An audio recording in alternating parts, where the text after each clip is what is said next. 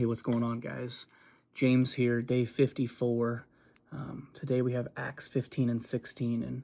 And in 15, as Paul and Barnabas are traveling, they come across some guys from Judea who are preaching, and they're preaching things that that Paul and Barnabas aren't agreeing with. They're teaching that they must be circumcised as the law of Moses says in order to be saved, and Paul and Barnabas are arguing with them and disagreeing, and the church sends them to Jerusalem to kind of begin the Council of Jerusalem to discuss this matter, and they're discussing what things should the Gentiles follow closely in order to be on the right path towards being saved, and kind of in the middle of 15, it's said that there's no distinction between us and the Gentiles, that God knows our hearts and God still chooses to save. And I think this really stuck with me because I think oftentimes we overlook the fact that there's no distinction between us and those outside of the church.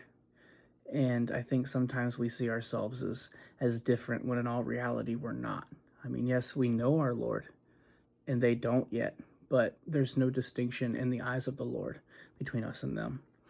And as we go into 16, it's about Paul's travels and Paul and Silas's travels and their message, and they're saving people as they go.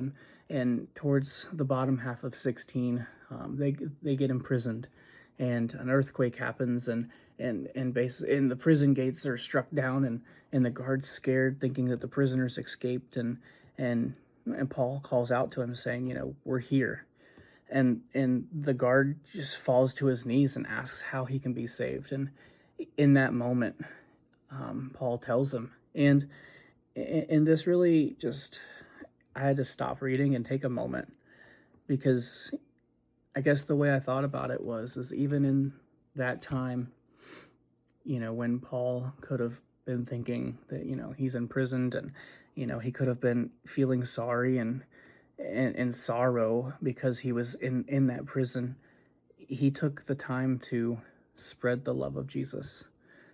How many times can we say that in our darkest moments we took that opportunity that God gave to us in order to spread the word of Jesus? I know I've fallen short in that one, and it's definitely something to think about. Have a good day, guys.